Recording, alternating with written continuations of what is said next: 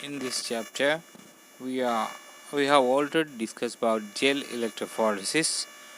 In this chapter, biotechnology principles and process, we are coming to meet two cloning vectors. They are plasmids and bacteriophages. So, how this is a bacteriophage diagram? You can see this one bacteriophage, and this one another one is a plasmid. How recombinant DNA is get multiplied in the bacteria. In the bacteria, we can see by this through this video. Watch. Recombinant DNA inserted in the bacteria. Bacteria get multiplied. Then the gene also get multiplied. What are the features required by a plasmid to facilitate cloning? We'll see in detail that three things are needed. First one, the ORI, original replication. The second one, selectable marker. Third one, we will see. What are the features required by the plasmid to facilitate cloning? The first one is origin of replication. A plasmid should have an origin of replication. From that, the plasmid replicates itself. Here it is a plasmid called PVR322. This plasmid is having ORI. The first one is ORI, second one is selectable marker. Every plasmid should have any antibiotic resistant gene such as ampicillin or chloramphenicol or tetracycline. You can see in this diagram in rose color given AMP'(R). In the white portion it is given TTR'(R). That means it is having tetracycline resistant gene and ampicillin resistant gene.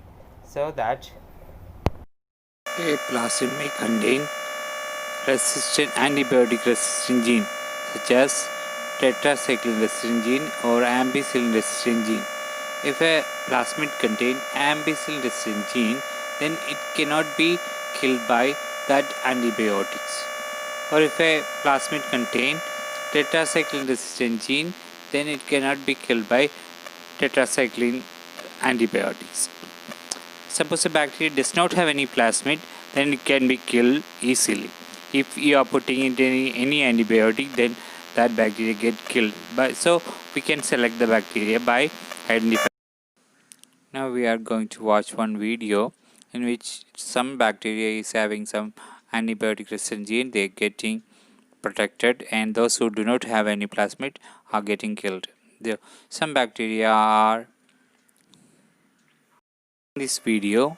We can observe some bacteria is taking up the plasmid, but some do not. In this test tube, there are lots of Escherichia coli bacteria. Some are having the ampicillin resistant gene, some do not have. That it is plated in an agar medium. That agar medium also contain ampicillin. Bacteria is plated. Some bacteria is having the antibiotic resistant gene, and they are getting protected, while some bacteria do not have any kind of plasmid, they are getting killed. So by this method we can select the bacteria which is having plasmid. So it is known as the selectable marker. Transformed and non-transformed are selected according to the antibiotic present in them. So ORI, selectable marker. Next one, the cloning site. We'll see.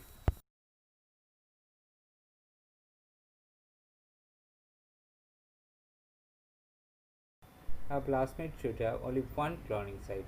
If there are more than one cloning site, then it will cut the DNA into different fragments. Then the gene cloning will be very difficult. Here in this diagram, we can see only one cloning site is present in this one, so the gene cloning will be easy. Next process is insertional inactivation. Actually, it's a new method. Inactivation of antibiotics and plating a bacteria into different antibiotic is also cumbersome.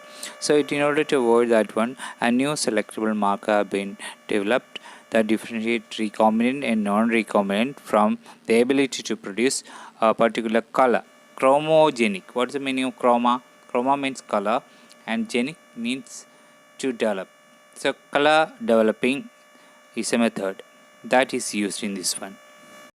Here in this one, recombinant DNA is inserted in the coding sequence of an enzyme beta galactosidase so that the enzyme is not producing this. Insertional inactivation well explained this video.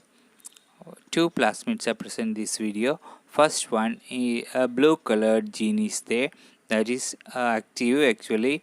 That gene is called LAG-Z gene.